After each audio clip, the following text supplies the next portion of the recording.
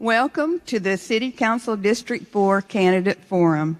This forum is sponsored by the City of Austin's Ethics Review Commission and moderated by the Austin League of Women Voters. I'm Frances McIntyre with the Austin League. The League of Women Voters is now celebrating its 94th year.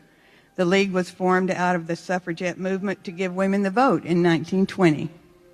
We are a nonpartisan political organization with both men and women members that promotes the informed and active participation of citizens in government. The League does not support or oppose candidates or parties. The League members who are helping tonight are Carol Eckelkamp, Jackie Collins, Jacqueline Williams, Carol Olewin, Alicia Jones, Laura Kerrigan, Mara Coleman, Donna Poller, and Sandra Ragona. They are all volunteers. The League is an entirely volunteer organization. This forum is being televised live on ATXN and is being recorded to play many times and will be on the League website at a later date. We are very pleased to have our Spanish translator over there. There will be volunteers who have 3x5 cards if any audience member would like to submit a question. The League will review the question and, if time permits, ask them. The candidates up here are seated in ballot order. And the format tonight, excuse me, let me turn around and talk to them. The format tonight will be as follows: 2-minute opening and closing statements, and all the questions are 2 minutes also. Our timekeeper will hold up cards so you'll know where you are, and be sure and keep your eyes on the timekeeper because the stop sign is really red. All the questions are originated from the League with input from the public, and they are unknown to the candidates. Before we begin, let me state that the views expressed here are those of the candidates and not the sponsor, the Ethics Review Commission, or the moderator, the Austin League. Now I'm going to talk to you all again. According to the guidelines of the League of Women Voters, there must be no applause or demonstrations of support or opposition from the visitors in this room. Candidates are also asked to refrain from any personal attacks of opponents. So welcome, candidates. We will now begin with our opening statements, and you are in ballot order. So I'm going to begin with Mr. Herrin. 2 minutes for your opening statement. Hello, my name is Louis Herrin, and I'm running for City Council District 4. I have been living in Austin since 1981, and I've been watching how the city has really been going downhill. The reason I moved to Austin in the first place was traffic. They didn't have traffic. I'm originally from Galveston, Texas, and I did not want to get a job in Houston. And so I moved to Austin, and now we have traffic problems because the previous administrations were going for no growth. They don't look at long-term planning. And I see that's what's happening here. I see this city is not looking at long-term planning. They're doing a lot of stuff for special interests. And if you do elect me, I consider myself a fiscal conservative. I will look at everything. I'm an environmental engineer by trade, and I'm an engineer by trade. And I look at the problems and break down the problems. I am known in the engineering community as a problem solver, not a problem causer. And if I get elected to City Council, I plan on using my skills to try to solve problems and to make the city run better. The city needs to get back to basic. Thank you. Mr. Casar? Yeah. We don't have Mr. Camacho. Okay. And he comes a little later. Well, good evening, everyone. Thank you all so much for joining us. I'm Greg Casar, and I'm honored to serve as your District 4 council member, and excited to be running again and excited to join y'all after just a short year and a half. It has really been such an experience having joined this first 10-1 council. And, I've got to be honest, when I first got started, and those first few days in the office, there were some moments where I said, what have I gotten myself into? It has, a lot of the challenges are really daunting, but frankly, having so much support in the community to take on those challenges has, I think, has really produced some great results. And I mean it seriously, that people in District 4 and then people all across this city are really special because, people in Austin are special for all sorts of reasons, but I think a really big one is how much the community comes together to tackle our challenges and tackle our problems. And so at this forum and our future forums, I'm just excited to be able to share with you some of the stories of what we've gotten to work on, but also some of the stories of the great people we've gotten to work with, some of whom are in this room, and I'm excited to talk about what we can do next.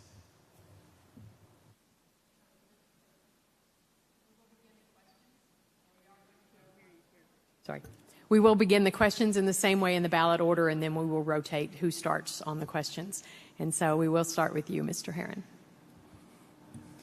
Restore Rundberg is an example of a successful neighborhood revitalization project. Its goals were to improve the quality of life, health, safety, education, and the well-being of individuals living in the area. Did some sustainable programs come out of this, or was it just a short-term fix? Now that the $1 million grant from the Department of Justice has run out, what will happen to the community policing and other programs that were initiated during the last 3 years? Mr. Herrin? I don't really look at the Rundberg as a total success.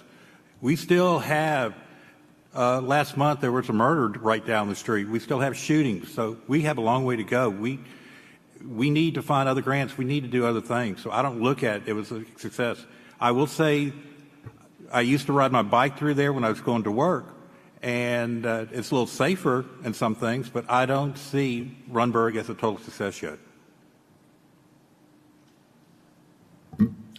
So I think that, the Restore Rundberg revitalization team and a lot of that work sprung out of the grant, and $1 million grant in a almost $3.7 billion budget is necessarily a short-term pilot, but the idea is what good things could spring out of it, and how could we highlight and better support work that was already being done in the past.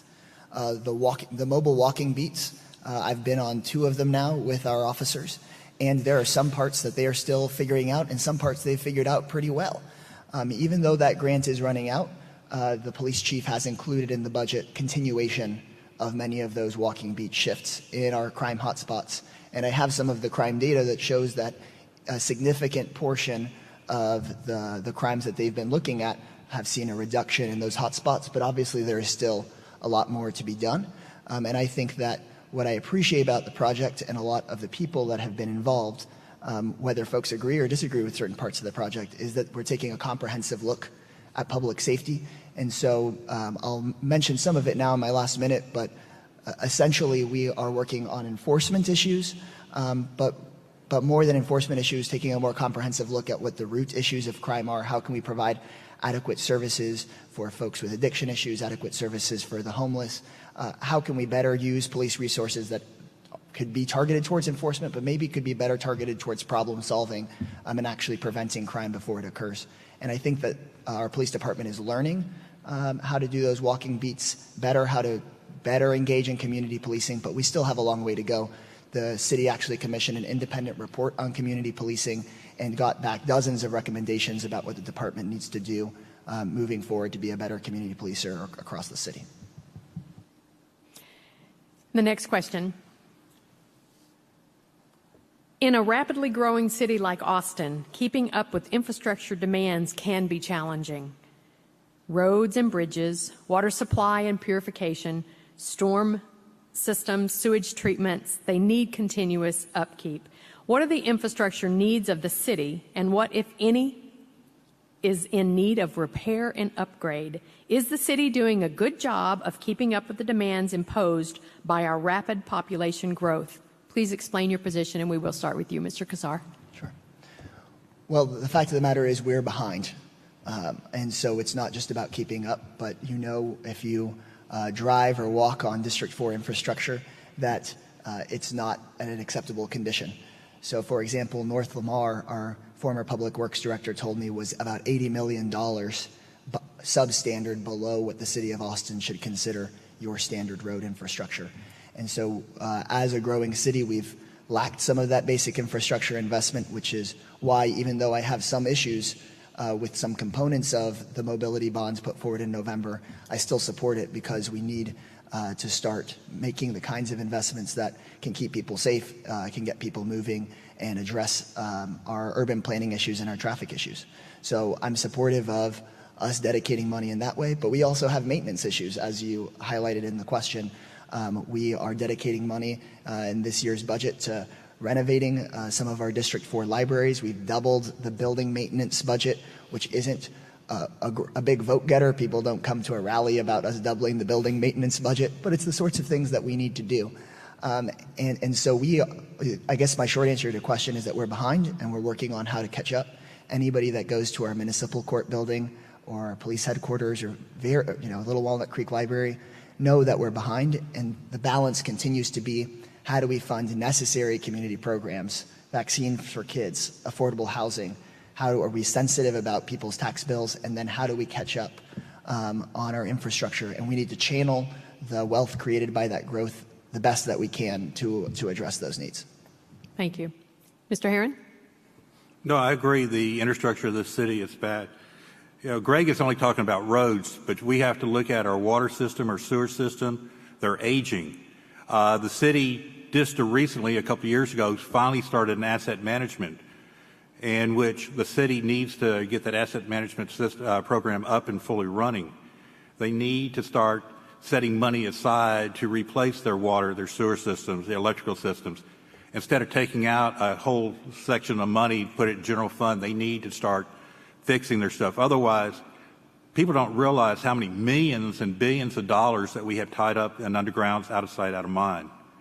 We have to fix our roads. We have to do stuff from street cleaning, just the routine maintenance. If we do our routine maintenance and upkeep, we can extend these lives for the systems. From the lives are supposed to be set for 50 years, but if you maintain them, they can last for well over 100 years. The other things that we have to look at is we're looking at new growth, looking at is our structures able to handle new growth, our electrical structure, our water structure, and all that. There's a lot of things that we need to do.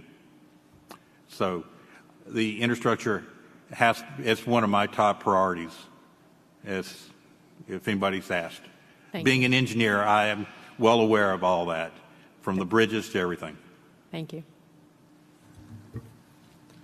Many residents are concerned about the conflicting messages they receive from City Council about the decreasing APD District Representatives.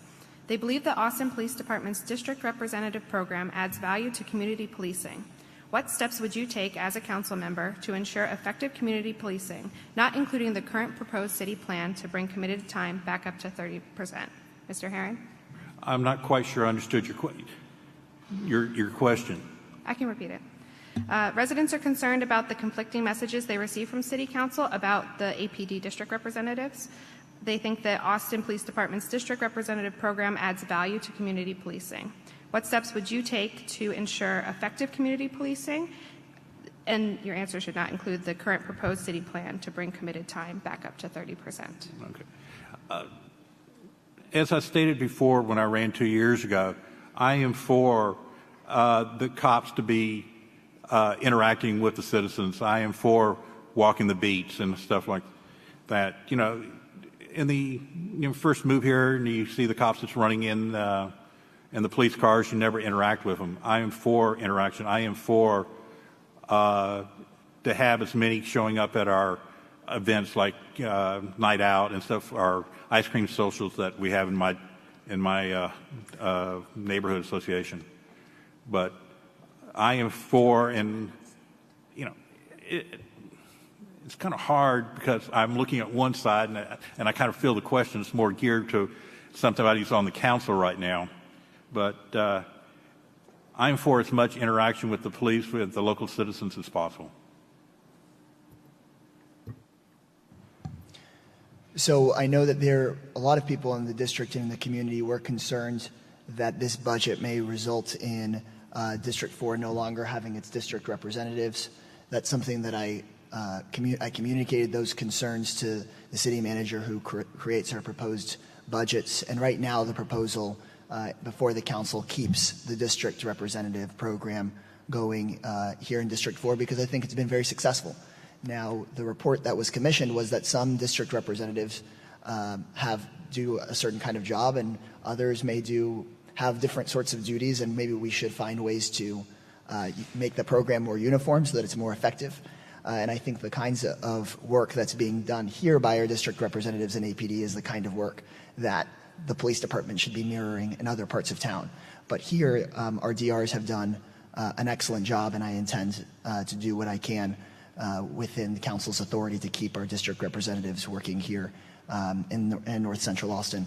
As far as the amount of time that our police officers have, one way of increasing their uncommitted time is by hiring more officers, which is very, very expensive, and we've hired quite a bit of new officers.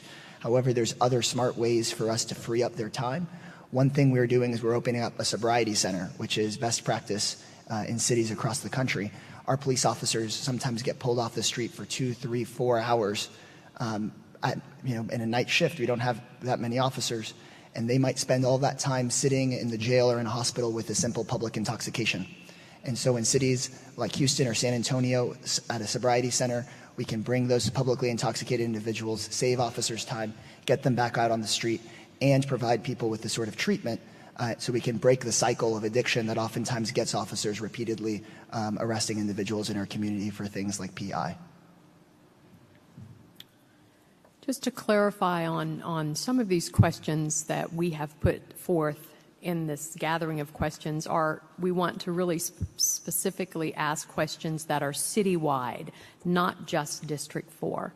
So we just want to clarify that many of these are very broad questions because they're issues that have come to us from all the districts, and so they may not be specific to 4. So this next one is in the CodeNext. And it's Austin is rewriting the land development code. We hear terms like missing middle housing that provides a range of housing types with incremental increases in density, ranging from accessory dwelling units, new words for all of us, duplexes, fourplexes, courtyard housing, bungalow, courts, live-work unit studios, as well as those offering larger units. Do you think this type of housing, along with parking, density bonuses, and other development standards, should be imposed to encourage redevelopment and additional density in established neighborhood? Explain your thoughts and positions on that as part of the CodeNext. And it is Mr. Casar first. So urban planning and land use issues were always really contentious at City Hall, and frankly, it was not something that was my highest priority when I was running for office. But in my time at City Hall, really caring about equity and social justice issues and ways that we can keep all different sorts of families in our city, I realized how our current urban planning paradigm pushes people out of our city. We are like this glass of water, and we know that over the course of the next couple of decades, regardless of what we try to do, this whole pitcher of water is getting poured into this glass of water. And people who are everyday folks, but especially folks who are lower income and moderate income, are going to be the first bits of this water that get pulled out of the glass. And so for me, to get back to missing middle housing, we need to do everything we can to protect our neighborhoods. And for me, protecting neighborhoods is protecting the people and the quality and diversity of the neighborhoods. And having those types of missing middle housing types, by adding more capacity, by growing the size of the cup, can keep more people from being pushed out. And so in my view, while it's important for us to make sure we have adequate infrastructure for the population growth, the growth is coming, and if we don't find good ways that people can accept, like this missing middle housing, prices are going to continue to increase, and apartment buildings in places like District 4's rents are going to continue to go up, and we're going to continue displacing people to the edges. And so I'm supportive of the CodeNext process. It's going to be a long process that's going to be in communication with all parts of the city, but I think it's really, that's the part of it that makes it most important for me, is the housing capacity issue. Mr. Herrin?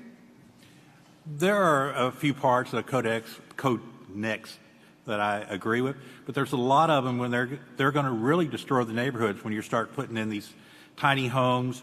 Part of the deal is not requiring parking. It's really to encourage people to start riding bikes. You're putting in bike lanes, so you're going to have people parking in front of other houses on other streets. So it's going to cause problems in the neighborhood.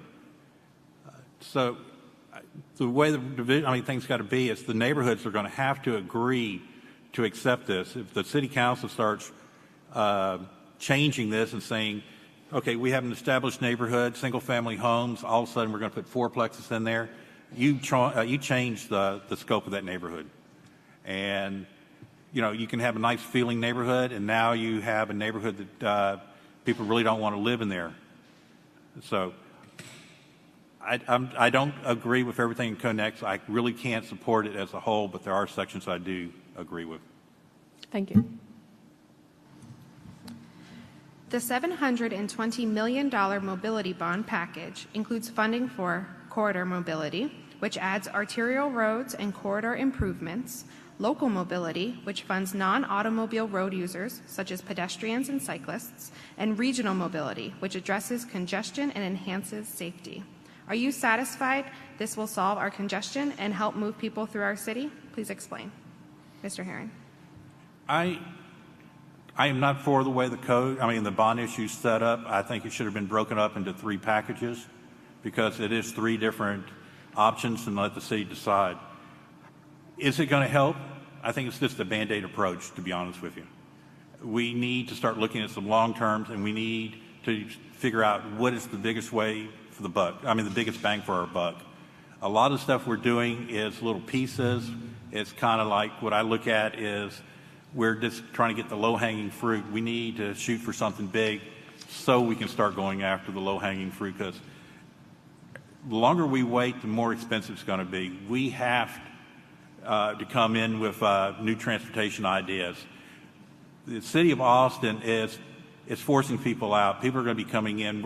As I said 2 years ago, Austin's becoming a donut city in which most people can't afford to live. They're moving out, and they're going to have to come back in to work here.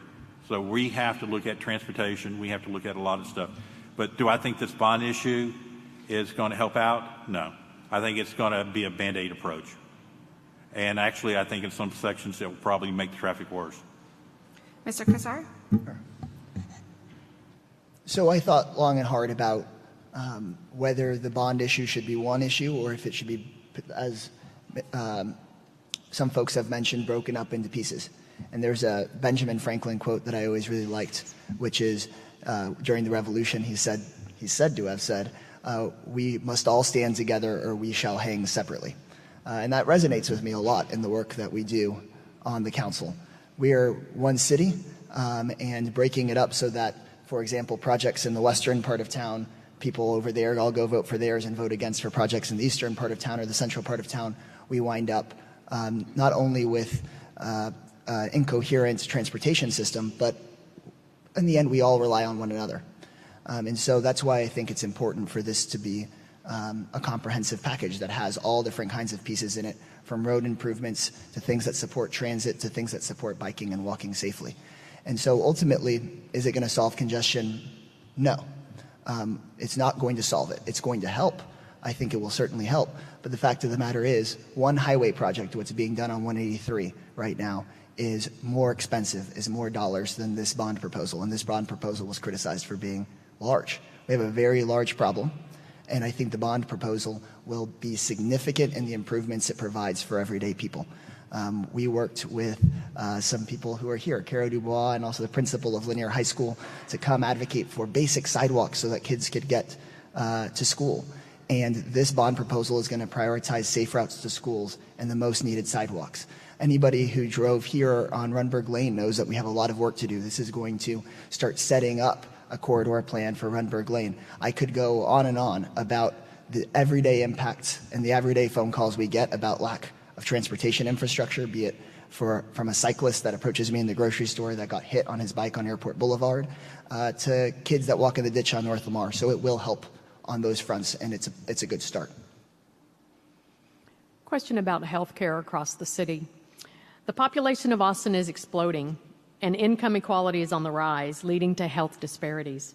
What health and human services do you think need to be created or expanded to keep all Austin residents healthy? Mr. Herrin? I'm sorry, Greg, Mr. Casar. I'm really proud that this council has dedicated a historic commitment to health and human services.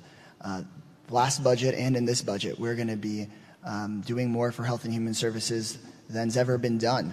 But it's again, sometimes for folks feels like a drop in the bucket as we see inequality widening more and more. And so we have to be as smart as we can with our investments and leverage the private sector and all different forms of government as much as we can. One of the first things that we did as a council office was we worked with the community in the St. John neighborhood to help accelerate the opening of the new People's Community Clinic there, which is funded by the St. David's Foundation and has support from the city and from Central Health. And it's a brilliant new facility in a part of town that badly needed it, where the existing clinic, nobody could get signed up anymore in a historic neighborhood in our district. I think that we need to continue to focus on health and human services also as a public safety resource. I mean, the fact of the matter is, when I talk to our patrol officers in this area, they say that they are dealing with lots of issues that they aren't the ones meant to deal with. We, as a state, invest way too little in things like mental health, in addiction treatment, and programs for young people. And so the city stepping up to the plate because we have to is what we're going to do. And I know that there's a lot more that we can do on that front, but in the end, it costs so much more to keep somebody that's homeless or addicted in the jail, or to hire police officers to go on those calls in their cars, than for us to just house them and provide them with the social services that they need. Thank you. Mr. Herrin. I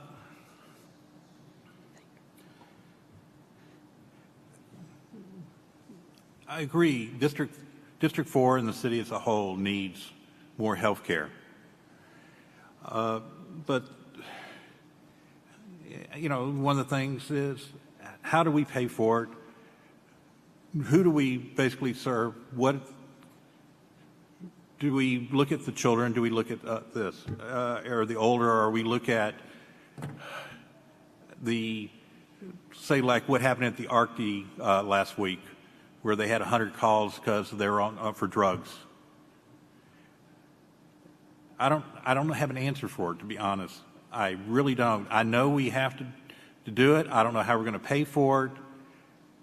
And I really just don't have an answer.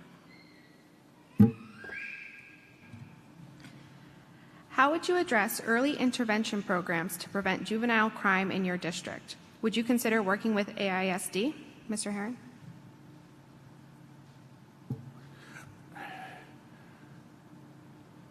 The juvenile crime, I will tell you, years ago I was the chair or co-chair of the Campus Advisory Commission or Council over at Johnston High School.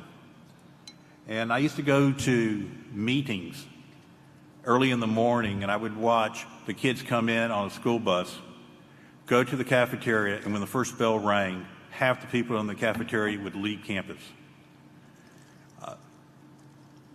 We need to have these kids learn personal responsibility.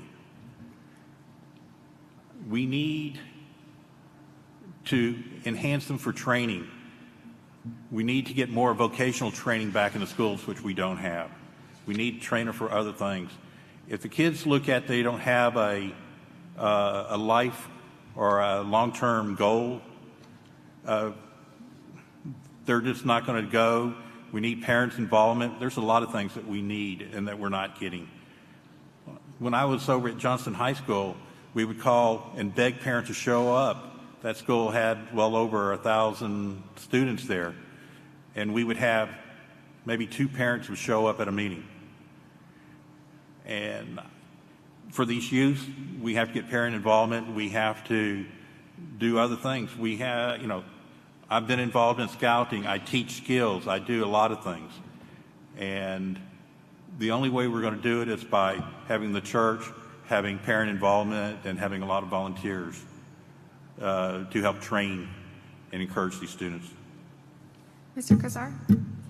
I can't stress enough how important it is for our city to support young people and our schools and the school district. We have to accept that we're living in a time where the state government, which used to cover the majority of the cost of education, has pushed that down to the local level, and that's the majority of your tax bill. And it's still not enough. But parents in this community do care. I've seen it constantly. A lot of parents are very busy, but they're still willing to come out. One woman in particular, Irma Castanon, who is a mother here at Hart Elementary, organized dozens of parents to fill up a gym when the city manager's proposed budget did not include continuing funding for her son's after-school programs. And there at Hart and at places like Wooldridge, they had council members and their staffs and school board members attend, and then they came and sat at City Hall for hours, really late, to demand that those programs get funded. And now we have a budget amendment forward to do that work. And so I think that we have to do more at a time that the state is doing less. And as the school district faces a larger and larger recapture payment, the city of Austin is going to have to come in and figure out how to fund more and more of those social service and after-school programs and summer programs, because as you alluded to in your question, it is something that our police department regularly sees. When kids go on summer break, you see an uptick in property crime, and if whatever we can do to have an intervention and give young people something great to do and to learn and enrich themselves, we should be a part of it. I know that some of the friends of Gus Garcia are here as well, and they've brought up expanding weekend hours, and that's something we're fighting for in this budget, so that we can provide the sort of programming that does crime prevention but also enriches these kids all across the city. What is your opinion about the Austin Police Department and the services it provides within the city? Please express your opinion about body cameras, the community policing programs, the racial and social sensitivities, and its activities over this past year. You need a lot more than 2 minutes for this one, but But you only have 2. I will try, but I only have 2. Being a police officer is a really challenging job, and there's a national conversation going on about policing right now, and it is a conversation that we have to have, that I find that our police officers, when I speak with them, are ready to have. And the experiences I've had just in the last few weeks, at once trying to figure out a settlement agreement for the family of David Joseph, who's a high school student whose high school graduation I got to speak at the year before he was killed naked in the street. And then at the same time, just today, I wouldn't bring it up if it didn't just come to mind, spending hours at the Delco Center at the funeral for senior officer Khalik today. I mean, we are all a community. We have to address the problem. Police officers have to be a part of addressing the challenges we face. And then we as society and as elected officials have to address a lot of our part in this too. So I've been very supportive of body cameras. The research shows that it makes everybody behave better on every side when we're all on camera.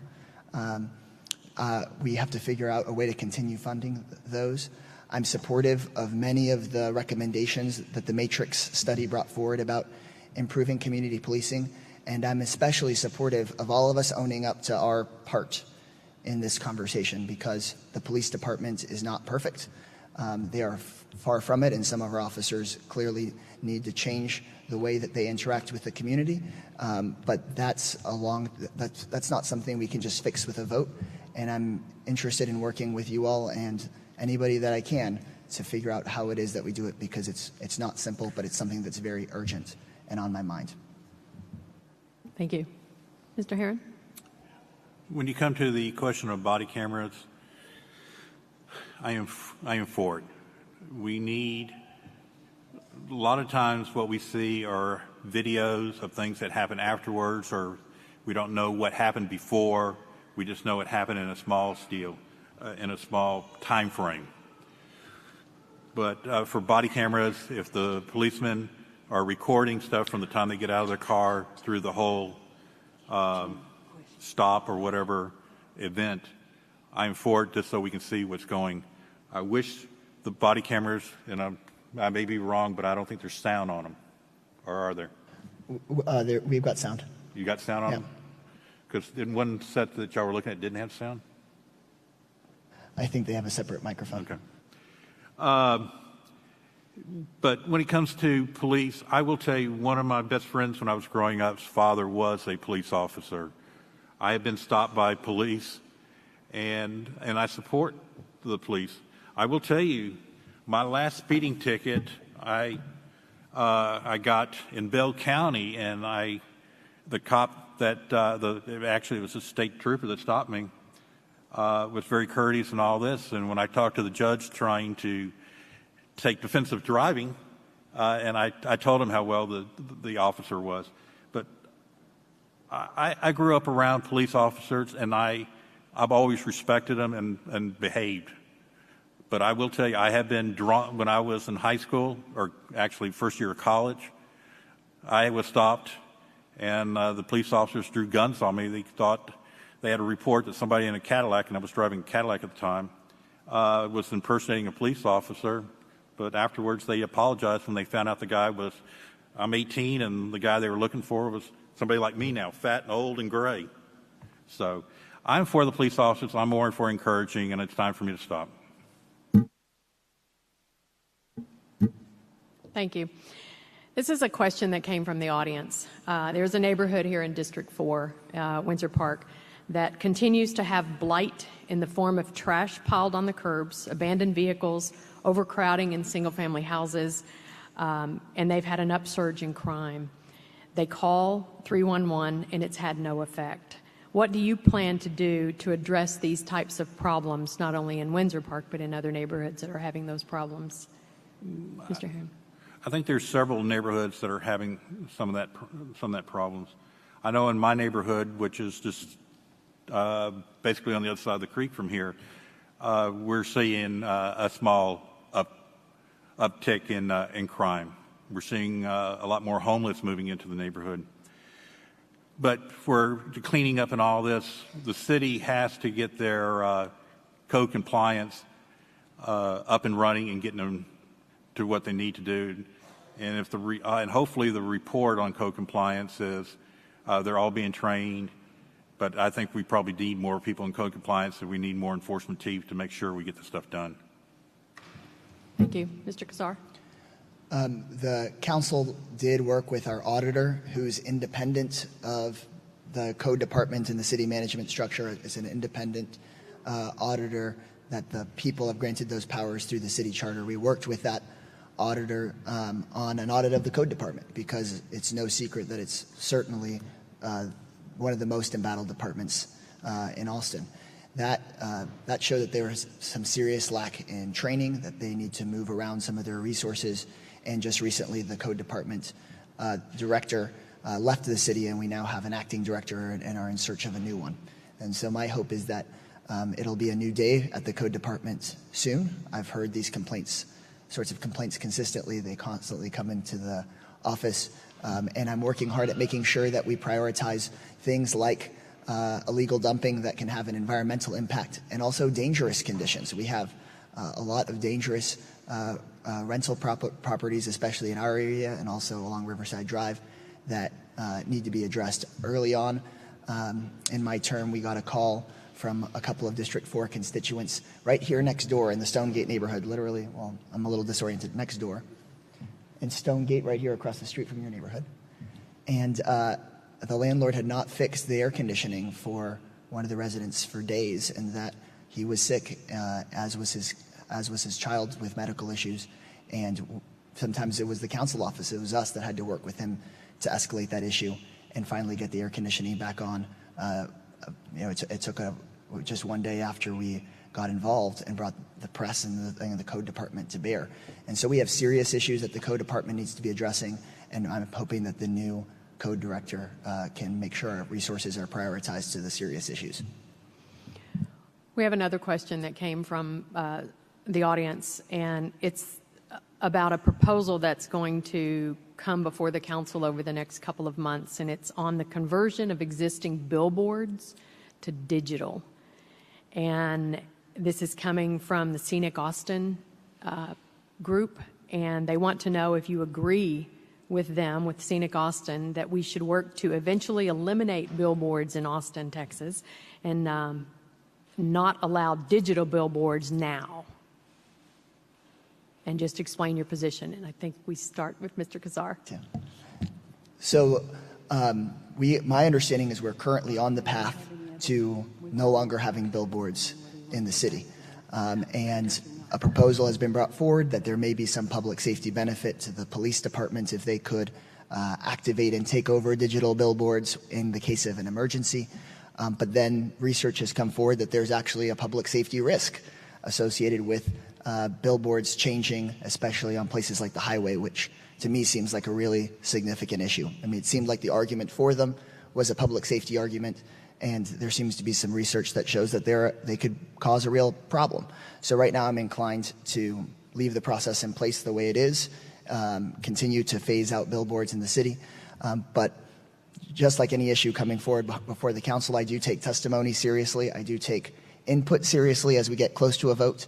And so I'll keep on listening, but if the vote was right now, the research that I've seen is that there is not a sufficient public safety benefit, and there's actually some risks of allowing digital billboards. So if it was now, with the information that I have, I'm not comfortable with allowing digital billboards in the city.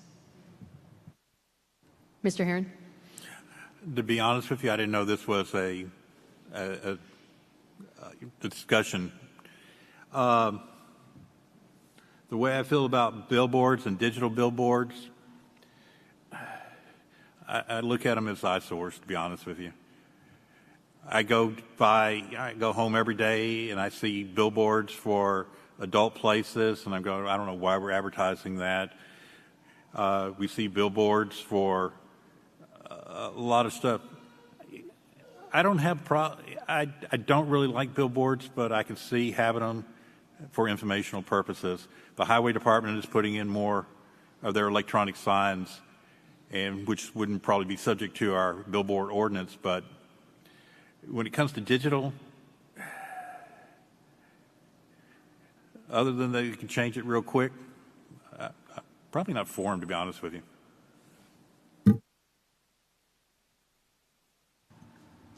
Are there any other issues related to your district that we haven't addressed yet, Mr. Casar? Or actually, Mr. Herrin. Mr. Herrin, I'm sorry. What we haven't, we need to look at the homeless problem that we have in District 4. We have a huge homeless problem. I believe Greg has been back over here in the neighborhood and see what is growing. I mean, that we do have a high homeless count. You go over to Walmart, you cannot go out any of the exits without somebody asking you for money. You can't walk through Walmart without people asking you for money. So homeless is one of the problems that we need to address in this deal, and we need to figure out what to do with the homeless. There are some that are mentally ill. We need to force the state to to be responsible for that. We have people who want to just be homeless, and to be honest with you, on the people who just want to be homeless and just live off other people, we need to, some people may not like this, but we need to do what some other states and some other things tell them is hit the road and go find someplace else. We don't need to be, Austin has been known as the dumping ground for other cities to bring people here. And then there are people who are homeless due to illness or loss of job or something like this. We need to set programs up for these type of people to be retrained so they can get back into society. Thank you. Mr. Casar. There are plenty. And are there more questions coming up, though? Anyways, I guess I don't want to talk about one that you might ask me about later. If I was to talk about one that's involved some folks here, it's the lack of parkland and park space in District 4 is an important issue. Of all of the districts, we have by far the least park acreage, and we have a lot of high-density living where folks don't have their own fronts and backyards. And so I see some folks here from the Georgian Acres neighborhood who've been really critical in advocating for the city's purchase of a vacant piece of property, and then they came and advocated during the last budget cycle for us to bring forward funding for developing that park space, which was really important, and now we're going through a great community-oriented process for turning that into a great park. There are folks here from the Cook Elementary School area. We worked together with that school and the Austin Parks Foundation to bring a playscape to an elementary school who's had been shut down because of safety issues. And the council and Parks Foundation and other folks are compelled to make those sorts of investments because people in District 4 are able to show the data and the information that that's a real need. And I think that's a real testament to the 10-1 system, where different council districts have different needs and are able to advocate on behalf of themselves. The Highland Mall redevelopment will bring park space to what used to be parking lots because of our parkland dedication requirements, and they're also paying fees for parkland because it's a parkland deficient area that can help things like Riley Elementary School and the Highland Neighborhood Park on St. John. And so I'm really committed to trying to make sure that not only that we make Austin affordable as we can for everyday people, but also as worthwhile living here as we can. Okay, this will be our last question, and we're going to go back to a citywide question, and something that is something from all over the city. It's the perception of what the city of Austin is. It's on the tech and innovation industry here. Some people feel the tech industry is to blame for Austin's rising home prices, gentrification, traffic congestion, rapid development, higher taxes, and widening income disparity. With the voters of Austin, when they opposed the tech industry's transportation network efforts to impose regulations, that began some of this perception. What can be done to address the concerns of the tech industry, the concerns of the people of Austin, and the image of Austin as a tech-friendly city? Just your thoughts on that, Mr. Casar. You know, this isn't a new thing. You can see in San Francisco that there's a huge divide between oftentimes progressive San Franciscans and the tech industry. And I think there's good reason for that. You know, we have a really significant growth in high-wage jobs, people looking for central city living, and that's part of the rise in home prices, and things like Proposition 1 and corporate-funded propositions don't help with that. And so I've actually just recently had a meeting with a lot of folks from the tech industry that wanted to talk about this. And my response is that wealth and that prosperity that's being generated by the tech industry has to be more widely shared if we want to avoid continued division. I want to see the tech industry supporting at the legislature them getting rid of the rules that keep our minimum wage as low as possible. That's what Texas state law is. I want to see them use their political and economic clout to change this city in a way that's superficial for everyday beneficial, not superficial, for everyday people. I want to make sure that they are working with our local high schools to make sure that people in our high schools don't think that the tech jobs being created are for somebody that lives somewhere else and not for people who live here. And I think that there's a lot of promise with what ACC is doing at the Highland campus alongside Rackspace, a tech company, to start doing that. In the end, like I said when we were talking about the bond issue, we are all in it together, and the tech industry has to play a role with its prosperity for it to be shared with everyday people. Otherwise, I think we will head down the San Francisco road, which is not where I think I want to go, or where the majority of District 4 wants to go. Thank you. Mr. Herrin?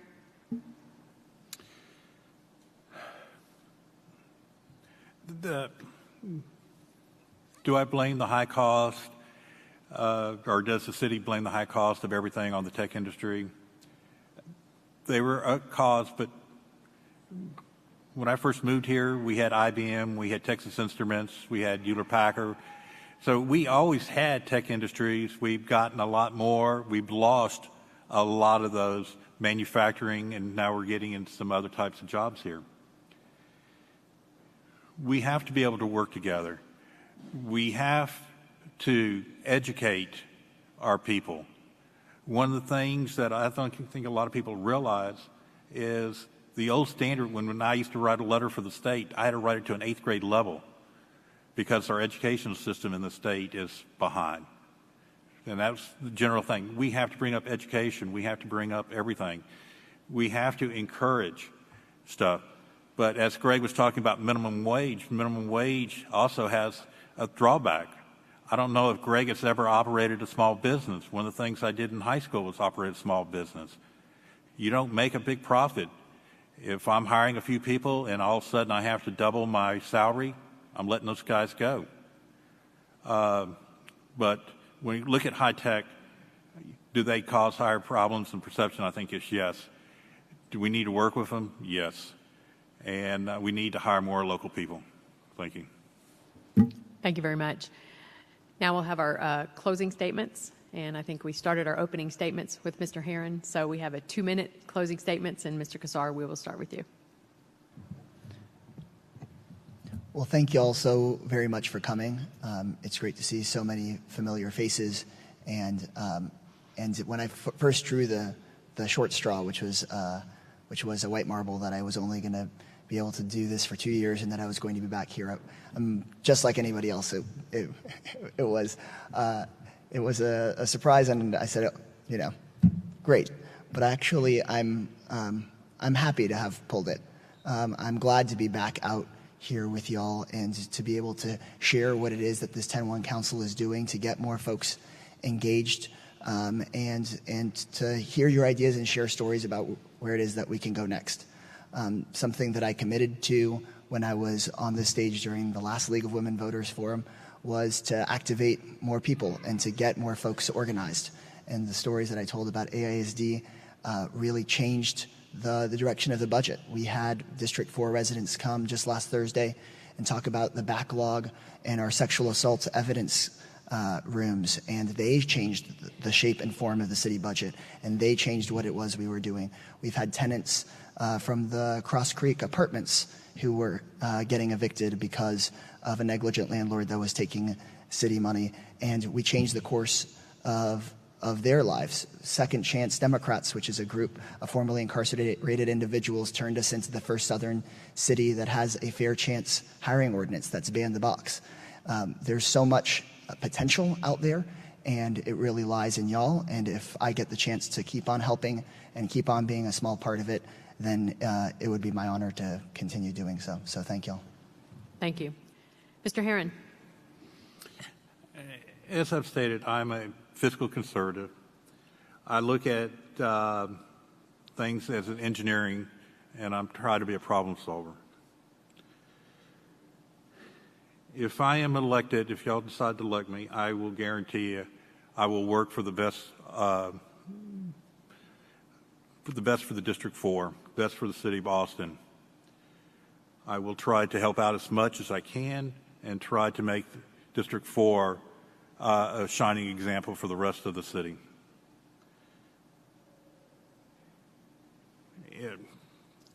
And if you have any questions or if you want to contact me, feel free to send me an email at my website, which is lchiii for the third at stic.net. Thank you. Thank you.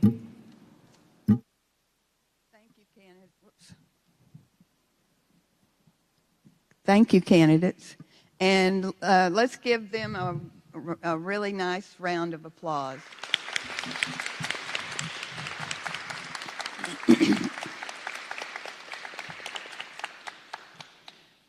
We want to thank the Ethics Review Commission, the Spanish translator, the Gus Garcia Recreation Center, the city staff who set up this room, and the Austin League of Women Voters. Let's give them, all these people that made this forum come true, a hand, please.